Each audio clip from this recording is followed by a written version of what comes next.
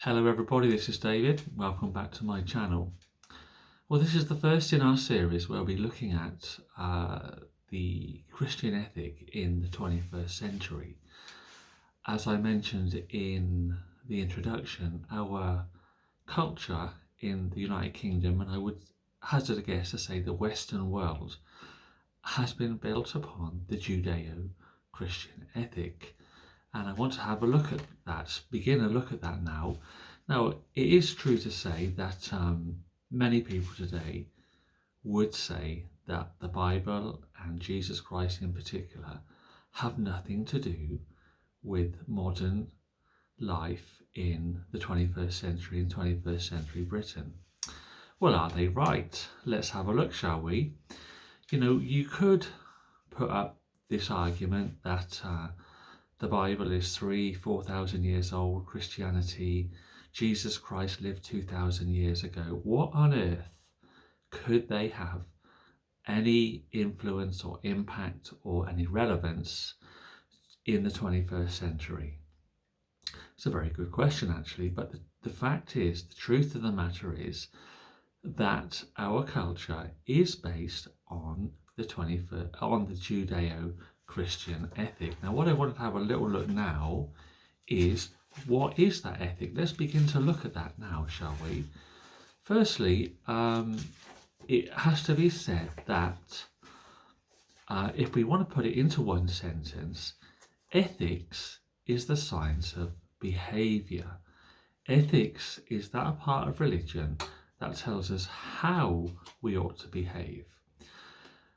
It's true to say that we are facing an incredible situation in the Christian church today in the 21st century. There's things going on all around us that are, I would say, unprecedented, morally, spiritually, ethically speaking. So that is why it's so important to look at the Christian ethic today and see if let's first of all see what it's all about and ask ourselves, is it still as binding as ever? Is it relevant today? Now, if we are going to understand anyone, we need to know something about his parents and about the home they came from. Now, the Old Testament is the parent of the New Testament, and the religion of the Old Testament is the cradle from which Christianity came. So it's therefore necessary to look first at the ethics of the Old Testament. So the very first thing to say about the ethic of the Old Testament is that it is an ethic of revelation. In this case, if we start out by simply looking at words, then we get off very much on the wrong foot. So the word ethics comes from the Greek word ethos, and ethos means habit or custom. Are we then to say that ethics simply consists of habits and customs and conventions or ways of behaviour which have become fixed and stereotyped, so that things which were once the usual thing to do have become the obligatory thing to do? Let's have a look at another word. Let's take the Greek word for law, for example, nomos. If we look up nomos in the Greek dictionary, we will find that the first meaning given is accepted custom.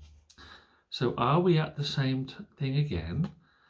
Is law something which has become so habitual, so conventional, that it has finished up by becoming an obligation, or the done thing, or the accepted thing? Is it simply a case that the done thing has become the thing that must be done? What about another word? Let's look at this word, the Greek word for justice, which is dike. In Greek, dike means an accepted standard of conduct. Now, obviously, this is an entirely variable thing, quite different from one society to another. For example, quite different, say, in Central Africa and Oxfordshire, for example, or the Highlands of Scotland, Are we back at the same thing again? Is justice simply stereotype, custom, habit, and convention?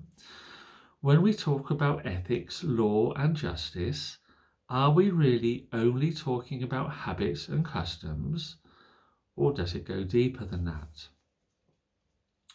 Well, in the Old Testament, it goes far deeper, much, much deeper. We could put it like this: in the Old Testament, ethics is conformity of human activity to the will of God. Let me say that again. Ethics in the Old Testament is conformity of human activity to the will of God. So ethics for the Old Testament is not what convention or customs or accepted ways of doing things. It's not what they tell me to do, but what God commands me to do. So that's the first thing. Secondly, the ethics of the Old Testament are rooted in history. There is one thing that the Jew will never forget, that his people were slaves in the land of Egypt and that God redeemed them. To this very day, that story is told and retold every Passover time.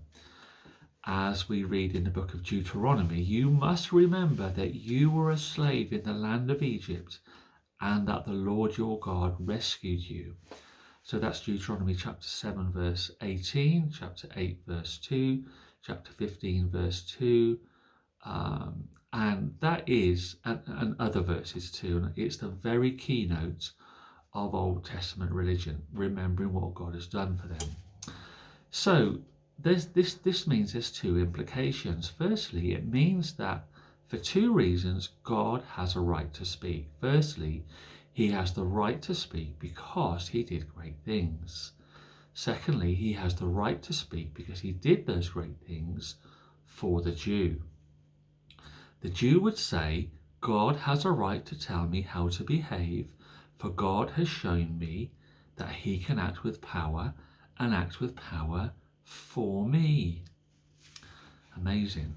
So thirdly, for the Old Testament, the idea of ethics is tied up with the idea of a covenant.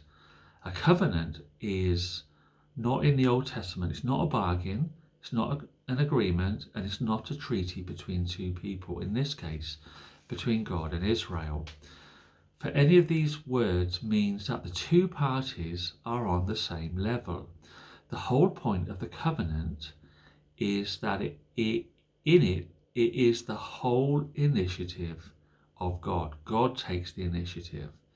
The idea is that God, out of sheer grace, not because the nation of Israel was specially great or specially good, simply because he wanted to do it, he came to Israel and said that they would be his people and he would be their God, as we read in the book of Deuteronomy chapter 7 verses 6 to 8, 9, 4 and 5. But that very act of grace brings with it obligations.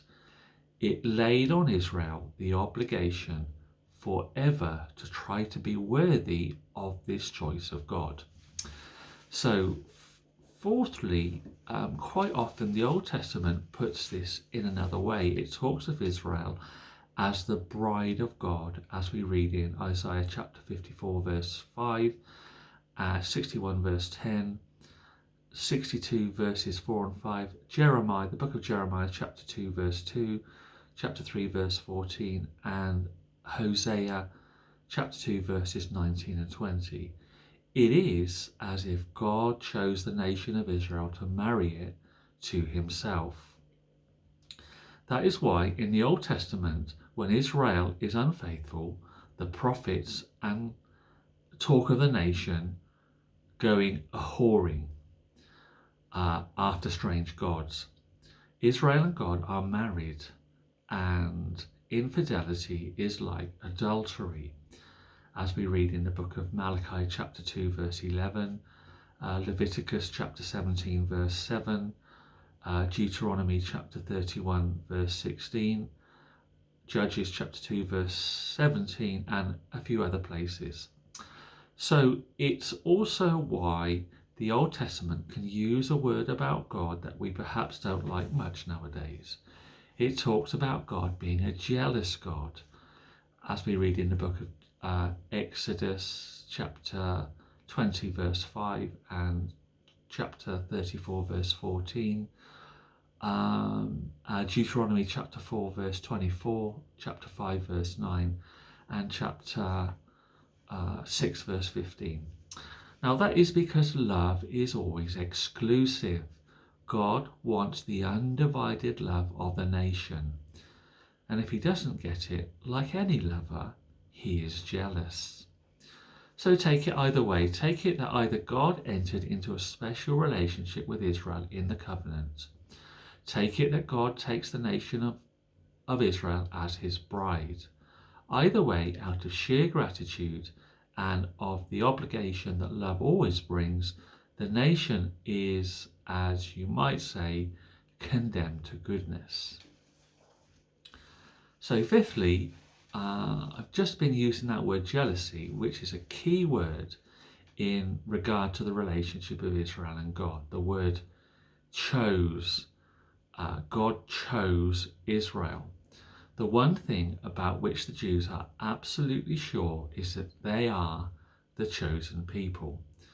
That is, in some way or other, they specially and uniquely belong to God. This idea of being chosen has certain consequences, and they are not the consequences that you would altogether expect. I'm going to end this video here, and we'll look at those consequences in the next video, the consequences of being chosen by God. So I want to thank you for joining me in this video. See you on the next one. Bye-bye.